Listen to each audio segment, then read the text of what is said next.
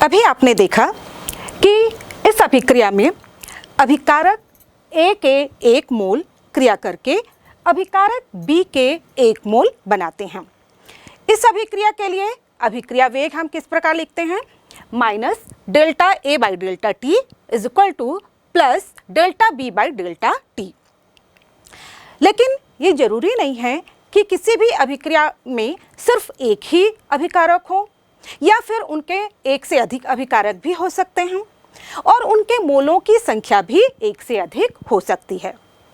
उदाहरण के लिए एक हम सामान्य अभिक्रिया लेते हैं जिसमें कि अभिकारक A के A मोल अभिकारक B के B मोल से क्रिया करके अभिकारक C के C मोल उत्पाद C के C मोल तथा उत्पाद D के D मोल बनाते हैं।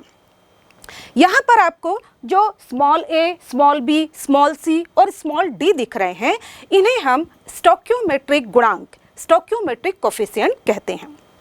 ये वो नंबर होते हैं जिन्हें हम रासायनिक अभिक्रिया को संतुलित करने के लिए अभिकारकों या उत्पाद के सामने लिखते हैं। उदाहरण के लिए एक अभिक्रिया लेते हैं हम। मान लीजिए यहाँ पर मरकरी लिक्विड क्लोरीन गैस से क्रिया करता है और 1 मोल मर्क्यूरी क्लोराइड सॉलिड के बनाता है।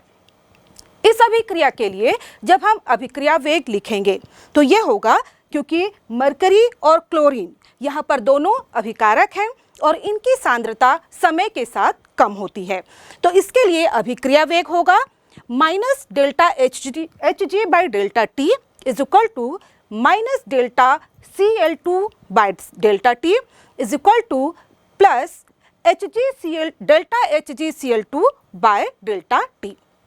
अब यहाँ पर हम देख रहे हैं कि अभिकारकों यानी कि मरकरी Cl2 के एक मोल अभिक्रिया करके मरकरी क्लोराइड के 1 मोल बनाते हैं, तो यहाँ पर सभी के स्टोइकियोमेट्रिक गुणांक आपस में समान हैं। यहाँ पर चूंकि हम जानते हैं कि अभिक्रिया में किसी भी अभिक्रिया में अभिकारकों की सांद्रता में कमी की दर उत्पाद की सांद्रता में वृद्धि के दर के समान होती है, तो चूंकि इस अभिक्रिया में सभी के स्टोइकियोमेट्रिक गुणांक समान है, इसलिए हम इनका अभिक्रिया वेग आसानी से इस प्रकार लिखते हैं। अब एक और अभिक्रिया पर विचार करते हैं। यहाँ पर आप देख रहे हैं कि हाइड्रोजन गैस के 1 मोल आयोडीन गैस के 1 मोल से क्रिया करके हाइड्रोजन आयोडाइड के 2 मोल बनाते हैं। यहाँ पर हाइड्रोजन के ह्रास की दर यानी कि इसके डिसअपीयर होने की दर और आयोडीन के डिसअपीयर होने की दर, ये दोनों एक दूसरे के समान हैं। लेकिन यहाँ पर आप देख रहे हैं कि हाइड्रोजन और आयोडीन के डिसअपीयर होने की दर यानी कि अभिकारकों के डिसअपीयर होने की दर हाइड्रोजन आयोडाइड उत्पाद की वृद्धि की सांद्रता में वृद्धि की दर के बराबर नहीं है, जबकि यहाँ पर उत्पाद जिस तरह से बन रहा है वह अभिकारकों की तुलना में दुगनी तेजी से बन रहा है। और हमने देखा कि अभिकारकों की जो ह्रास की दर है वह उत्पादों के उत्पन्न होने की दर के समान होनी चाहिए। अतः हमें हाइड्रोजन आयोडाइड की जो सांद्रता है ये उसको क्या करना होगा, क्योंकि ये दुगने वेग से बन रहा है तो हमें उसको आधा करना होगा।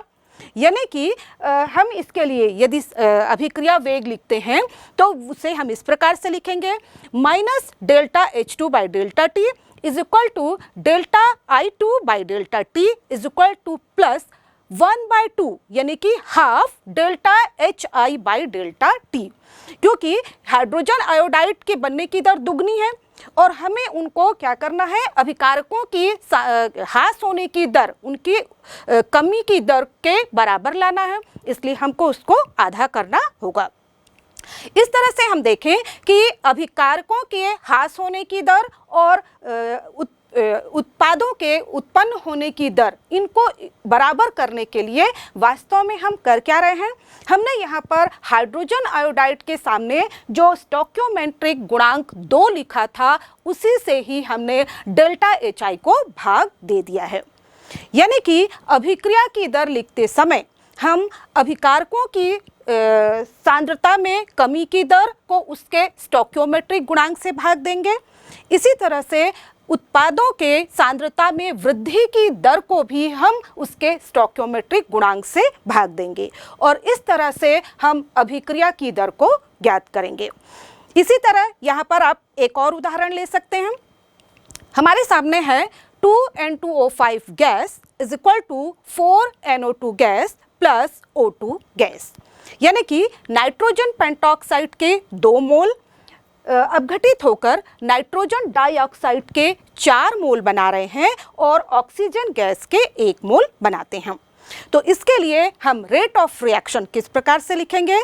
यहाँ पर हमने नाइट्रोजन पेंटॉक्साइड अभिकारक है और इसकी सांद्रता समय के साथ कम होगी, तो इसके लिए होगा माइनस, यहाँ पर आप देख रहे हैं सामने जो स्टोइकियोमेट्रिक गुणांक 2 लिखा हुआ है, तो हम इसको 2 से भाग देंगे, तो ये हो जाएगा -1/2 delta N2O5 by delta T is equal to, यहाँ पर अब फिर हम लिखेंगे NO2 के लिए, तो NO2 क्या है? उत्पाद है और इसलिए यहाँ पर आएगा plus 1/4 delta NO2 by delta T is equal to plus delta O2 by delta T।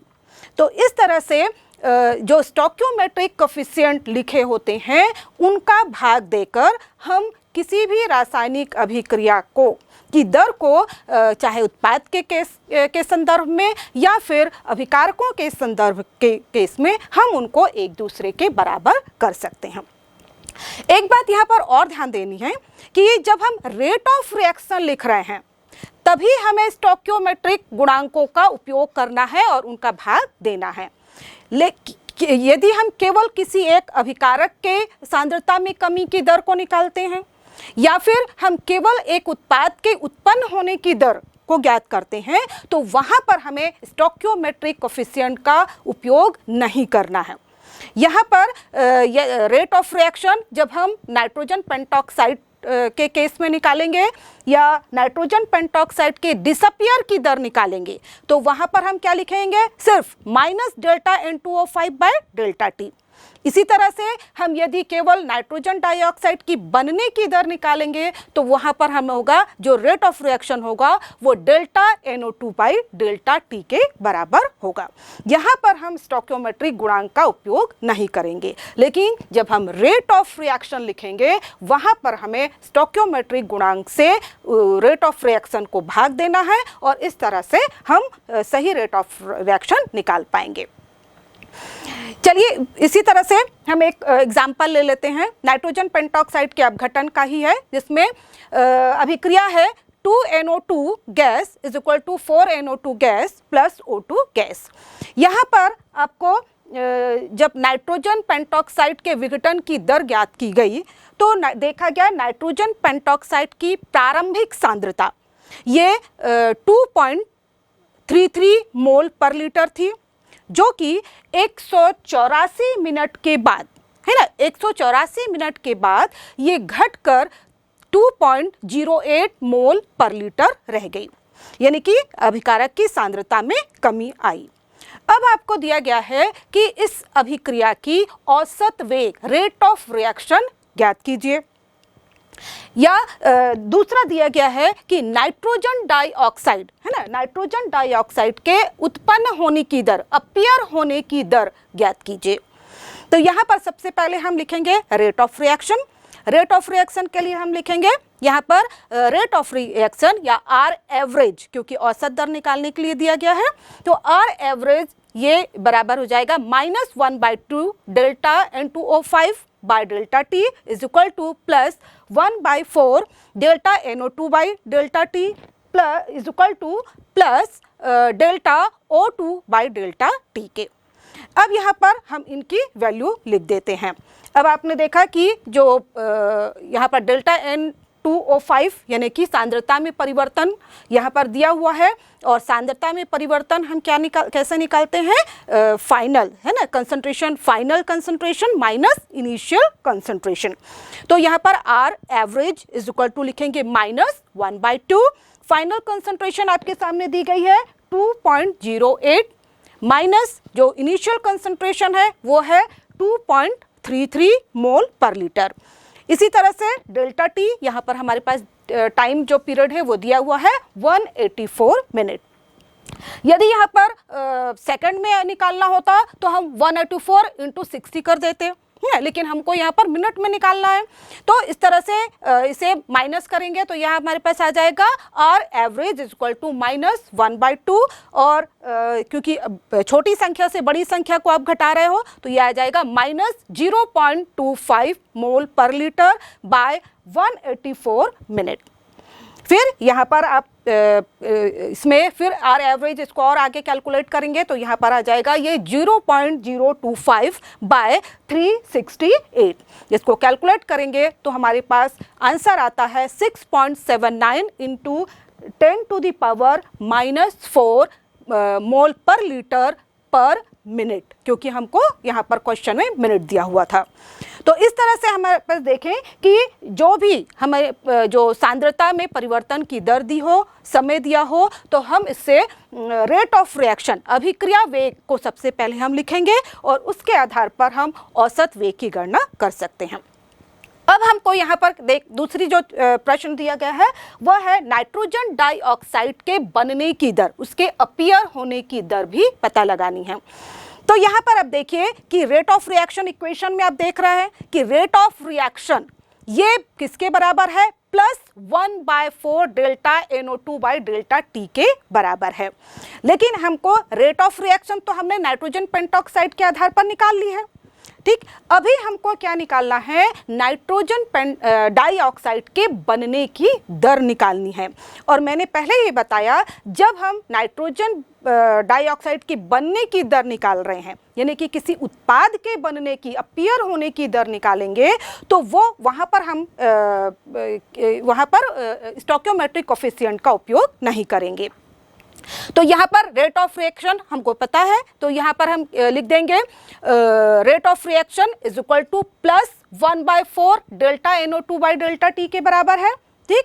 तो यहाँ पर हमें क्या निकालना है, रेट ऑफ रिएक्शन दी हुई है 6.79 इंटू 10⁻⁻4, ये हमने रेट ऑफ रिएक्शन लिख दी, is equal to +1/4 delta NO2 by delta T। अब यहाँ पे से हम लेंगे, क्योंकि हमें निकालना है delta NO2 by delta T, यानी कि नाइट्रोजन डाइऑक्साइड के उत्पन्न होने की दर, और ये बराबर हो जाएगा 6.79 इंटू 10⁻⁻4 इंटू 4।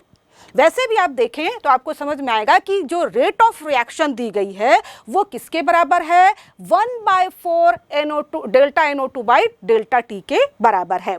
यानी कि जो अभिक्रिया की दर है वो नाइट्रोजन के उत्पन्न होने की दर के 1/4 भाग के बराबर है। तो यदि हम दोनों को बराबर करें तो हमको क्या करना होगा, नाइट्रोजन डाइऑक्साइड की जो बनने की दर है उसको 4 गुना करना होगा, जो कि आपको वैल्यू यहाँ पर वही प्राप्त हो रही है। तो हमने रेट ऑफ रिएक्शन को 4 से गुणा किया, और इस तरह से जो रेट ऑफ रिएक्शन यानी कि जो नाइट्रोजन डाइऑक्साइड के उत्पन्न होने की दर यानी कि delta NO2 by delta T जो हमें प्राप्त हो रहा है वो होगा 2.72 इंटू 10⁻³ पर मोल पर लीटर पर मिनट।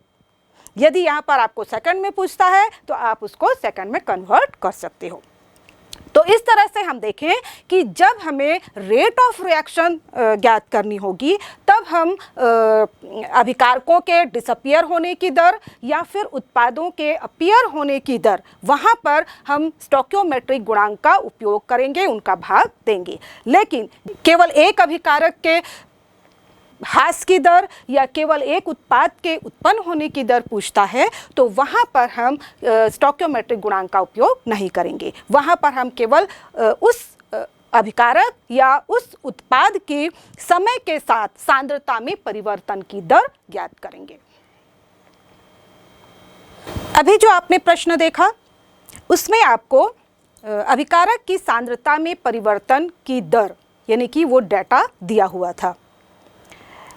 ये इस तरह से डाटा या वैल्यू न देकर कई बार आपको ग्राफ देकर भी अभिक्रिया का वेग ज्ञात करने के लिए दिया जाता है।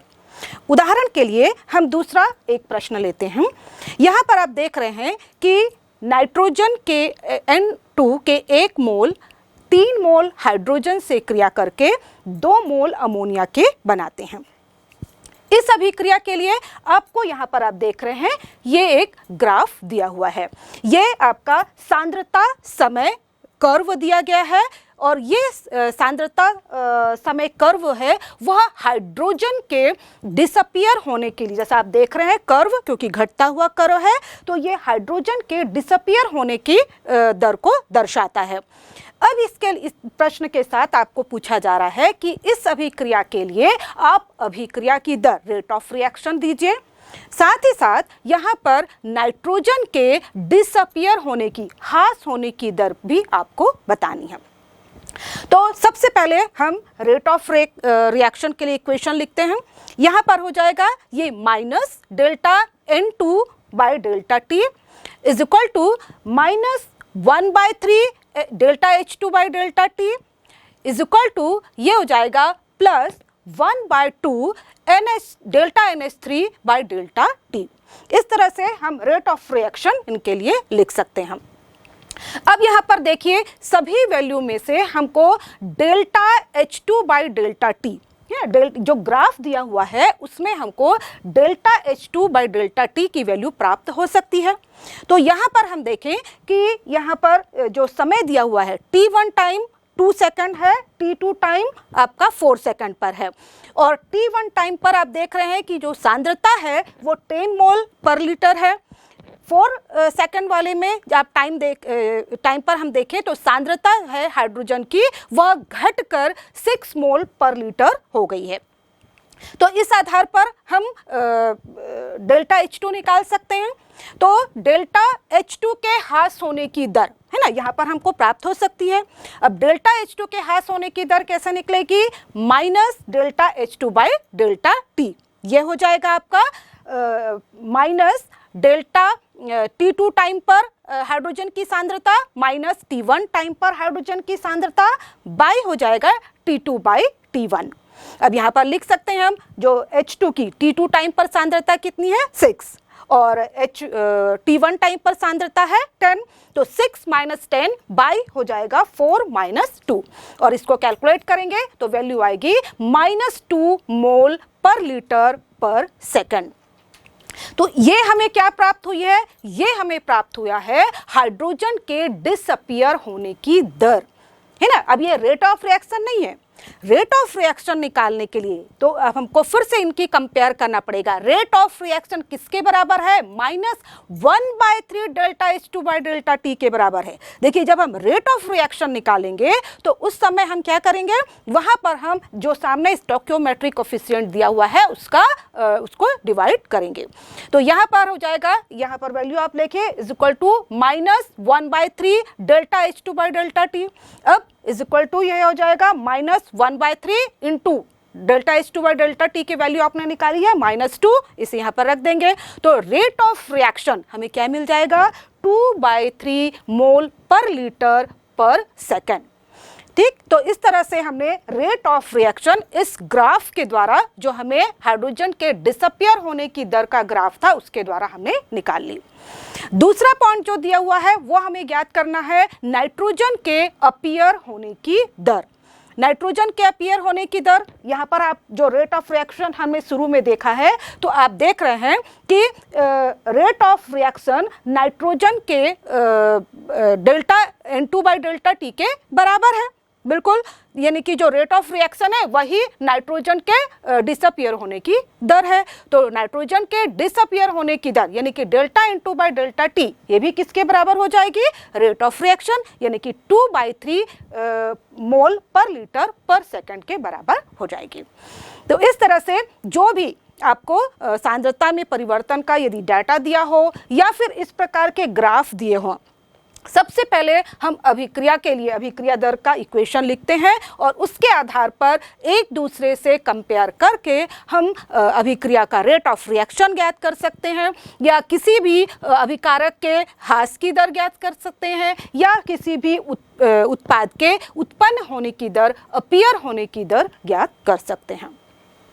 अभिक्रिया दर को जानने के बाद आइए अब हम जानते हैं अभिक्रिया वेग या अभिक्रिया दर को प्रभावित करने वाले कारक कौन कौन से हैं। Factor affecting rate of reaction. जब हम कोई अभिक्रिया करते हैं तो बहुत से ऐसे कारक होते हैं जो अभिक्रिया की दर को प्रभावित करते हैं, जैसे अभिकारकों की प्रकृति या फिर अभिकारकों की सांद्रता, तापमान, उत्प्रेरक या फिर विकरणों की उपस्थिति। ये सारी चीज़ें अभिक्रिया की दर को प्रभावित करती हैं। क्योंकि हम अभिक्रिया की दर को केवल एक बैलेंस समीकरण के द्वारा प्राप्त नहीं करते, इसे हम प्रयोगात्मक रूप से ज्ञात करते हैं और इसीलिए अभिक्रिया की दर भिन्न भिन्न प्रायोगिक परिस्थितियों पर भी निर्भर करती है। तो पहले हम देखते हैं कि वो कौन कौन से कारक हैं जिनसे अभिक्रिया की दर प्रभावित होती है। सबसे पहले हम देखें अभिकारकों की प्रकृति। तो इसके पहले भी हमने उदाहरण देखा है कि जब अभिकारक आयनिक प्रकृति के होते हैं तो अभिक्रिया की दर तीव्र होती है ना, क्योंकि जब आयन फॉर्म में होंगे, उदाहरण के लिए हमने देखा था कि सोडियम क्लोराइड की क्रिया जब हम सिल्वर नाइट्रेट के साथ कराते हैं तो दोनों के जो सॉल्यूशन होते हैं बिल्कुल कलरलेस होते हैं और जैसे ही हम उनको आपस में मिलाते हैं तुरंत हमें वाइट सफ़ेद कलर का अवक्षेप सिल्वर क्लोराइड का प्राप्त हो जाता है, क्योंकि यहाँ पर जो आयन है वह अस्थायी होते हैं और तुरंत अभिक्रिया करके एक कंप्लीट सॉलिड बना लेते हैं। तो यहाँ पर हम देखें जब आयनिक अभिकारक होंगे तो अभिक्रिया की गति तीव्र होगी। वहीं पर यदि कोवलेंट बंध वाले जो अभिकारक होंगे, जैसे कि हम देखें कि हाइड्रोजन और नाइट्रोजन की जब क्रिया होती है और उनसे अमोनिया बनती है तो नाइट्रोजन के बीच जो बंध हैं ट्रिपल बंध वो टूटेंगे, फिर हाइड्रोजन के बंध टूटेंगे और उसके बाद फिर नए बंध अमोनिया के लिए बनेंगे। तो यहाँ पर समय लगता है और इसीलिए अभिक्रिया की दर यहाँ पर थोड़ी धीमी होती है। इसी तरह से हम देखें कि जब अभिकारकों के अणु समान आकार और समान साइज के होते हैं तो वहाँ पर अभिक्रिया की गति तीव्र होती है, यानी कि जो अभिकारक के अणुओं की साइज है ना ये समान होगी तो वहाँ पर अभिक्रिया तीव्र गति से होती है। लेकिन यदि क्योंकि वहाँ पर संघट या कोलिजन जो होगा वो ज़्यादा मात्रा में होता है। दूसरी ओर जब ये असमान साइज के होते हैं तो अभिक्रिया की दर कम हो जाती है। इसी प्रकार से हम देखें कि जो अभिकारक यदि का स्थायित्व या फिर बनने वाले उत्पाद का स्थायित्व भी अभिक्रिया की दर को प्रभावित करता है। यदि अभिकारक ज़्यादा स्थायित्व है तो हर स्पीसीज स्थायित्व प्राप्त करना चाहती है। यदि अभिकारक स्थायी है तो वह आसानी से उत्पाद में परिवर्तित होना नहीं चाहेगा। उसके लिए हमें विभिन्न कंडीशंस, ताप, दाब तरह की कंडीशन का इस्तेमाल करना होता है। वहीं पर यदि अभिकारक अस्थायी है तो वह तुरंत क्रिया करके एक स्थायी उत्पाद में परिवर्तित होना चाहेगा और इसीलिए अभिक्रिया की दर तीव्र हो जाती है। यानी कि हम कहें कि जो अभिक्रिया की दर होती है वह उत्पाद के बनने के उत्पाद के स्थायित्व के डायरेक्टली प्रोपोर्शनल होती है, जबकि अभिकारकों के स्थायित्व के इन्वर्सली प्रोपोर्शनल होती है, व्युत्क्रमानुपाती होती है। दूसरी ओर हम देखें कि जो अभिकारकों की भौतिक अवस्था, यहाँ पर ये भी अभिक्रिया की दर को प्रभावित करती है। नेचुरली जब अभिकारक या तो गैसीय अवस्था में होंगे या द्रव अवस्था में होंगे या फिर ठोस अवस्था में होंगे, तो अभिकारक जब गैसीय अवस्था में है तो उनमें गैसीय अवस्था के अणु में तीव्र गति से वो गति करते रहते हैं, तो एक दूसरे के पास ज़्यादा इंटरेक्शन करेंगे और जल्दी क्रिया होगी। वहीं यदि दो ठोसों के बीच अभी आप क्रिया करा रहे हो तो वहाँ पर आप देखेंगे कि ठोसों के अणु में गति मूवमेंट ज़्यादा नहीं होता है और इसलिए अभिक्रिया की दर धीमी होती है। तो अभिक्रिया की दर भौतिक अवस्था से भी प्रभावित होती है। गैसों में ये के लिए सबसे अधिक, द्रव के लिए उससे कम और ठोसों के लिए उससे भी कम होती है। इसी तरह से हमने सरफेस केमिस्ट्री जब हम पढ़ रहे थे तो हमने जाना था कि अभिकारकों के पृष्ठ का क्षेत्रफल भी अभिक्रिया की दर को प्रभावित करता है। जितने छोटे अभिकारक के अणु होंगे उतना ज़्यादा पृष्ठ क्षेत्रफल ज़्यादा होगा। एक बल्क के बीच अभिक्रिया कराएं या फिर उसी को पाउडर रूप में हम कर दें तो जितने छोटे छोटे कण हम उनके करेंगे उनका सरफेस एरिया उतना ज़्यादा बढ़ जाता है और अभिक्रिया की दर उतनी अधिक हो जाती है। इसी प्रकार से हम देखें विकिरणों की उपस्थिति, बहुत सारी ऐसी फोटो सेंसिटिव रिएक्शंस होती हैं जो कि अभिकारकों की सांद्रता पर निर्भर नहीं करती, बल्कि उनकी अभिक्रिया की दर रेडिएशंस पर, विकिरणों की उपस्थिति पर निर्भर करती है।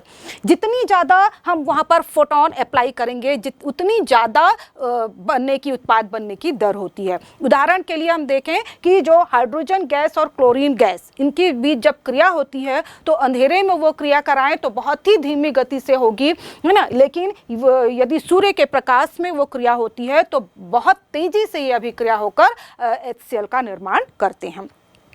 इसी तरह से जो पांचवा कारक है वह है उत्प्रेरक की उपस्थिति।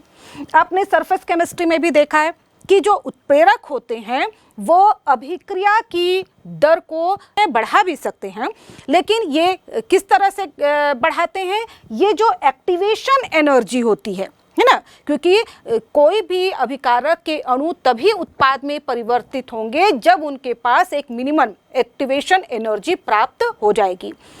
जो उत्प्रेरक है वह उस पाथ को बदल देते हैं, है ना, यानी कि उस एक्टिवेशन एनर्जी को कम कर देते हैं और इसीलिए कैटलिस्ट या उत्प्रेरक की उपस्थिति में अभिक्रिया की दर बढ़ जाती है। इसके बाद एक महत्वपूर्ण कारक आता है तापमान। तापमान अभिक्रिया की दर को, रासायनिक अभिक्रिया की दर को बढ़ाता ही है। बहुत से प्रायोगिक उस परिणामों के आधार पर निष्कर्ष निकलता है कि अभिक्रिया के तापमान को 10 डिग्री सेंटीग्रेड बढ़ा दिया जाए तो उसकी अभिक्रिया के वेग में दुगने से तिगुनी वृद्धि हो जाती है। और इसको अच्छे से हम समझेंगे आगे अर्हेनियस इक्वेशन के द्वारा।